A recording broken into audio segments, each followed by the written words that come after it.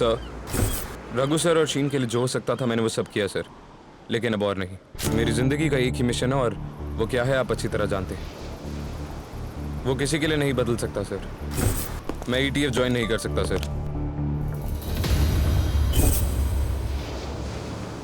सिकंदर के लिए भी नहीं।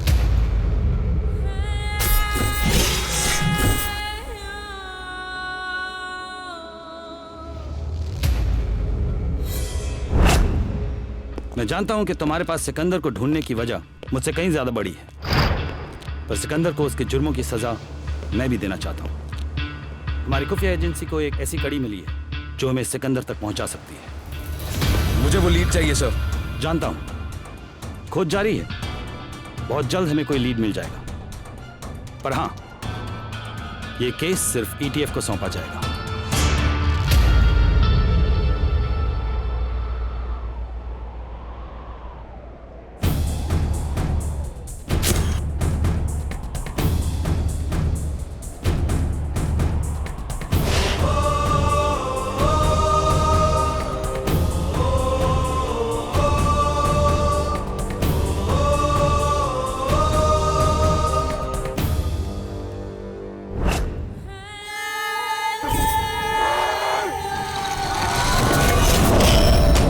डिपार्टमेंट ने हमें एक नया केस असाइन किया है।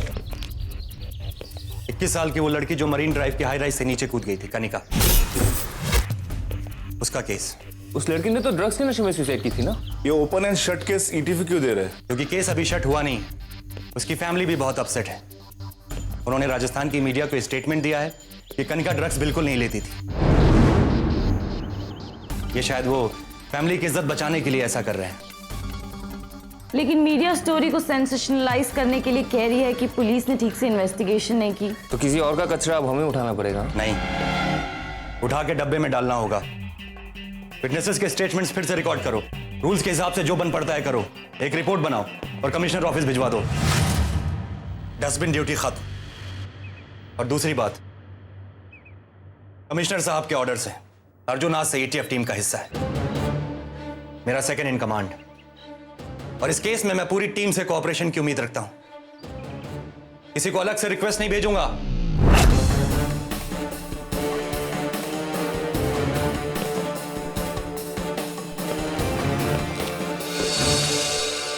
इस आदमी के साथ कैसे काम करेंगे यार? इन दोनों के साथ हम कैसे काम करेंगे? ये दोनों एक दूसरे के साथ कैसे काम करेंगे? और मैं जैसे मुड़ के जा रहा था, धर्म आवाज सुना, देखा तो गाड़ी के ऊपर मेरा सामने गिर पड़ी थी और मैंने पुलिस को फोन लगाया। बस। चलो ठीक है, तुम जाओ। आपको आने की जरूरत नहीं थी, रिया और मैं मैनेज कर सकते हैं। अगर मैनेज कर पाते तो मुझे यहाँ आने की जरूरत ही नहीं पड़ती।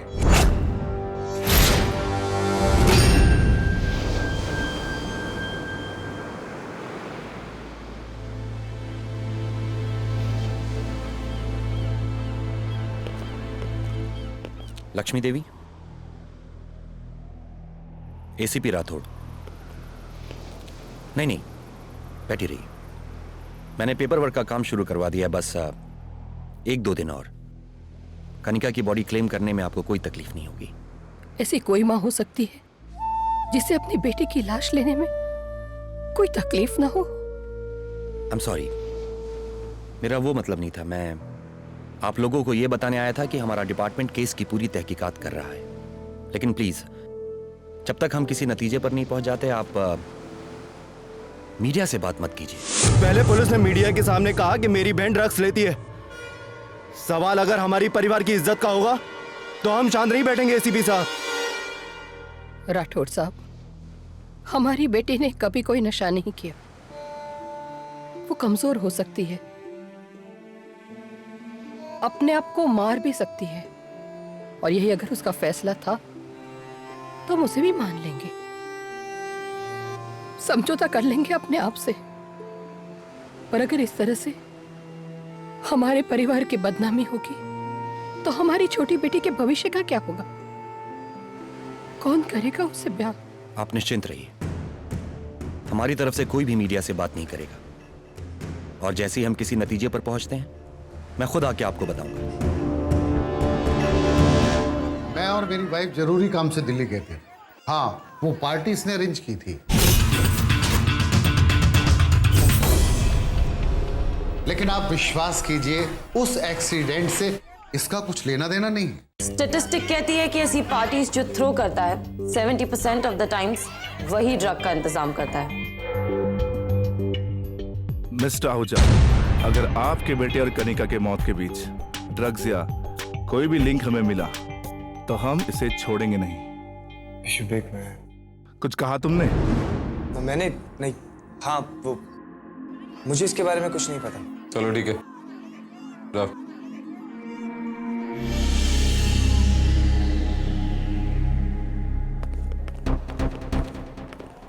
हो सकता है कनिका डिप्रेस रही हो या सिंपली होश खो बैठी और गिर गई हो। किसी ने उसे गिरा दिया हो, किसी ने उसको यहाँ ऊपर से धक्का दिया हो। नहीं हो सकता सर, सुसाइड केस है और इसकी एक आई विटनेस भी है, अंजलि, जिसने उसे कूदते हुए देखा है और ये सब पुलिस रिकॉर्ड में मेंशन है। रिया, मुझे पता है तुम डेटा रिकॉर्ड्स और परसेंटेजेस के रट्टे बहुत अच्छी तरह लगा लेती हो, पर कई बार आंकड़े पूरा सच नहीं बताते।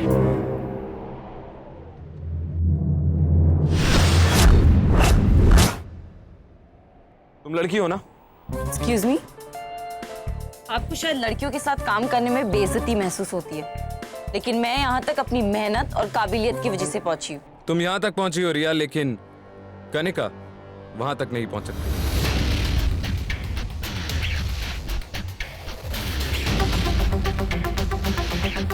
तुम लड़की हो, मैंने तुम्हें सिर्फ इसलिए याद दिलाया कि शायद तुम्हें बेहतर अंदाजा हो कि कनिका ऐसे में इस दीवार पर खुद नहीं चढ़ सकती। क्यों नहीं?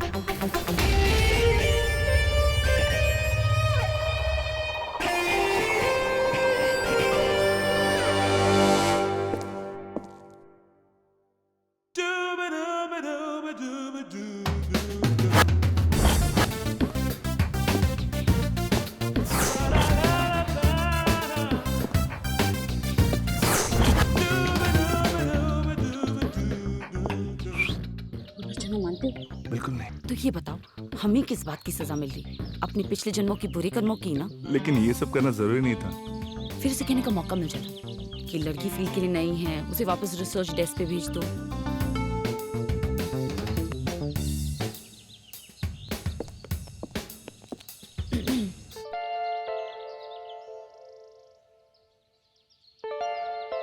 इधर आओ, ऊपर चढ़ो। उसके बाद कूदना भी है सर? चढ़ पाओगी तब ना, कोशिश तो करो।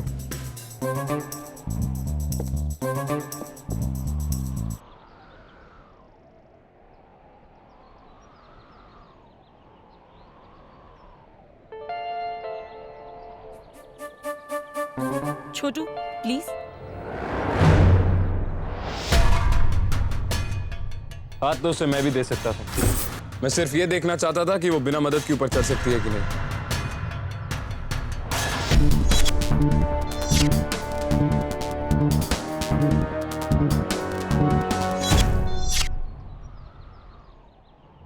कनिका भी ऐसी छोटी ड्रेस और ऊंची सैंडल पहन के इस दीवार पर खुद नहीं चढ़ सकती थी। मतलब किसी ने उसे धक्का दिया है। समझे या समझाऊं? अब चले उस आई विटनेस अंजलि से मिलने।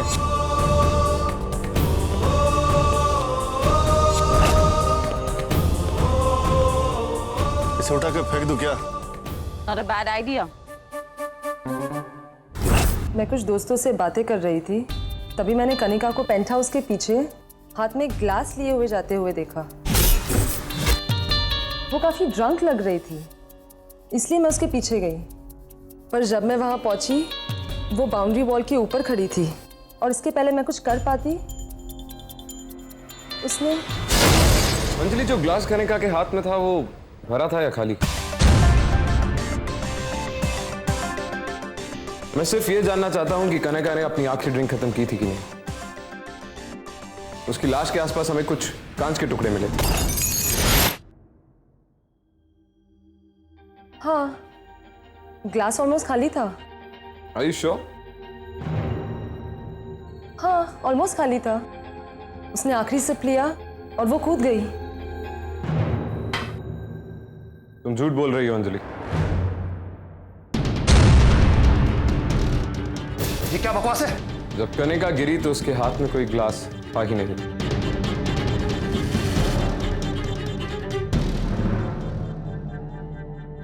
ये तुम कैसे कह सकते हो? ग्लास उसके गिरने से पहले गिरा था, क्योंकि गार्ड ने पहले उसकी नहीं, कांच टूटने की आवाज सुनी थी, जिसके बाद वो वहां पहुंचा और उसके बाद कनिका आकर उसके सामने गिरी। ग्लास शायद उस हाथापाई में गिरा हो जब उसे ऊपर से कोई धक्का दे रहा था। इससे बड़ी बड़ी थ्योरीज कोर्ट में मैं आपको सुनाऊंगा, अगर आप नहीं गई तो। सोच लीजिए मिस्टर दीवान, आप खुद एक वकील हैं और कानून को अच्छी तरह जानते हैं। हम आपकी बेटी को शक और गलत बयान देने के बिना पर अरेस्ट कर सकते हैं, ऊपर से फिर ढेर सारी मीडिया कवरेज। उनको कितना अच्छा लगेगा ना मिस्टर दीवान, ये लिख के कि एक वकील की बेटी को जेल में। आप समझे या समझाऊं?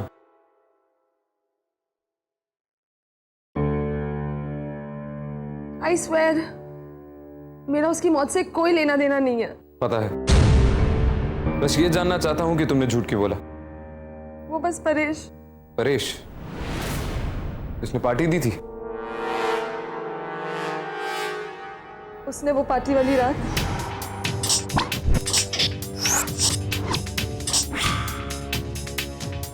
उसने कनिका की ड्रिंक में कुछ मिलाया था। उसके बाद मैंने कनिका पर नजर रखने की बहुत कोशिश की, लेकिन वो एकदम से गायब हो गई। फिर पता चला कि वो गिर गई है। मैंने परेश को ढूंढने की कोशिश की तो परेश भी नहीं मिला। तो तुमने परेश को बचाने के लिए झूठ बोला, क्योंकि तुम उससे प्यार करती। लेकिन हम कैसे यकीन कर लें कि तुम अब झूठ नहीं बोल रही हो सकता है परेश और कनिका एक दूसरे को पसंद करते हो और तुम उससे जलती हो और तुमने उसे धक्का दे दिया, और अब तुम इल्जाम परेश के ऊपर लगा रही हो। ये धक्का नहीं दे सकती थी राठौर, क्योंकि जिसने भी कनिका को धक्का दिया है उसे कनिका को 4 फुट की दीवार के ऊपर से उठा के फेंकना पड़ा होगा। He can't be the one. छोटू, परेश को लेके आओ।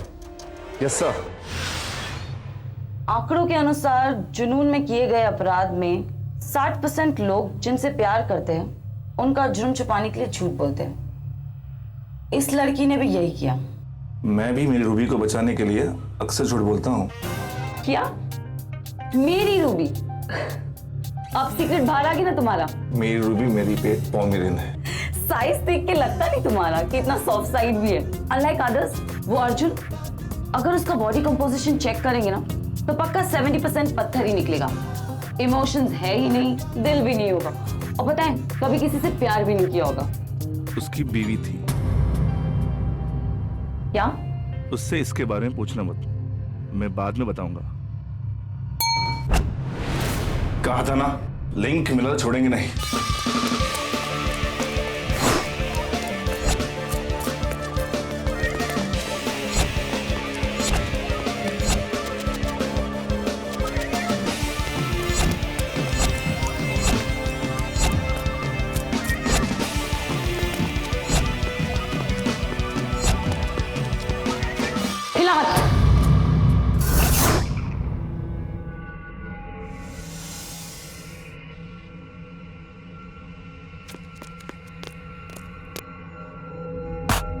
चल।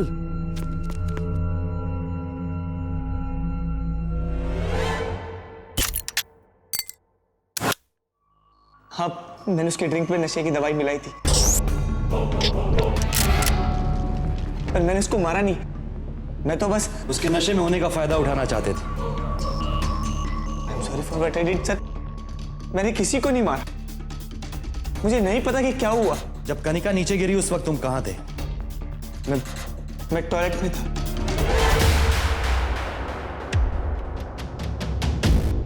जगह भी ऐसी चुनी जहां उसी वक्त 2-4 लोग होने का दावा भी नहीं कर सकते। सच है सर। रिलीफ।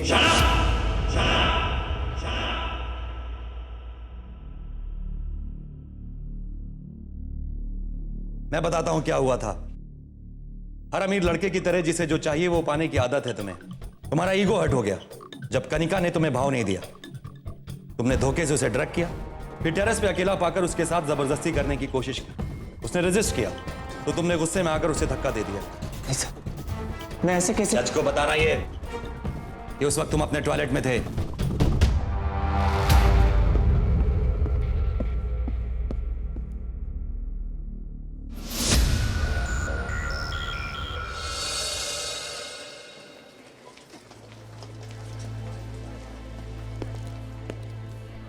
लक्ष्मी देवी, हमने कनिका के कातिल को पकड़ लिया है।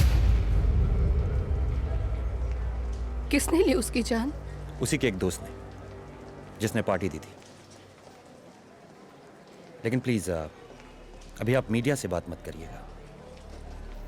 जी, हम समझ सकते हैं।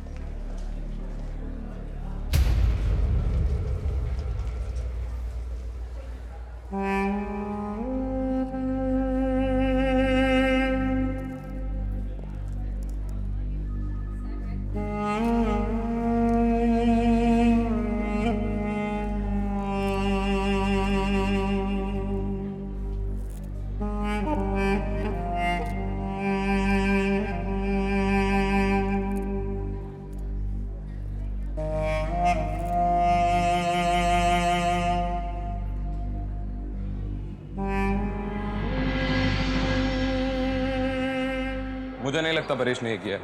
तुम पागल तो नहीं हो गए हो? पहले कहते हो ये मर्डर है, और अब जब मोटिव क्लियर है तो तुम कह रहे हो कि उसने नहीं किया। सोचो राठौड़, घर पे कोई नहीं था, चारों कमरे खाली थे, तो वो ऐसी हरकत छत पे क्यों करेगा जहां से कोई भी पकड़ ले? क्योंकि वो एक बिगड़ा हुआ बच्चा है, सोच समझ के क्राइम करने वाला कोई पेशेवर मुजरिम नहीं। घर पे पार्टी तब करना जब घर पे कोई ना हो, उसके बाद कनिका को बुलाकर उसकी ड्रिंक में बेहोशी की दवा मिलाना, ये सब तो काफी सोची समझी प्लानिंग है। तो आखिरी स्टेप की प्लानिंग क्यों छोड़ दी उसने? यहाँ दिमाग सिर्फ तुम्हारे पास नहीं है, मेरी टीम में हर एक इंसान सिर्फ इसलिए है क्योंकि वो बेस्ट है। तो मतलब अब तुम उस लड़के पे केस सिर्फ इसलिए चलाओगे क्योंकि मैं कह रहा हूं कि वो बेकसूर है?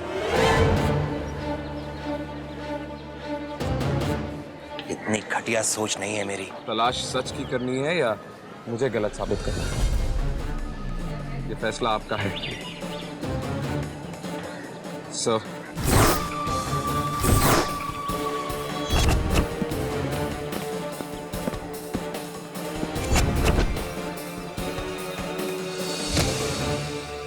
तुमने कभी किसी को फांसी पे लटकते हुए देखा है परेश? सबसे पहले गर्दन की हड्डी टूट जाती है, फिर सांस रुकने लगती है, धीरे धीरे फांसी का फंदा गले पे कसने लगता है, आंखें बाहर आ जाती हैं। अनफॉर्चुनेटली इंसान फिर भी जिंदा रहता है, इवेंचुअली वो मर जाता है, लेकिन तकलीफ आखिरी सांस तक रहती है। अगर हमने तुम्हारे ऊपर मर्डर का केस लगाया तो तुम्हारे साथ भी यही होगा। अब बताओ, लेकिन इस बार सच, कहां थे तुम? मैं उस वक्त कोकीन खरीद रहा था।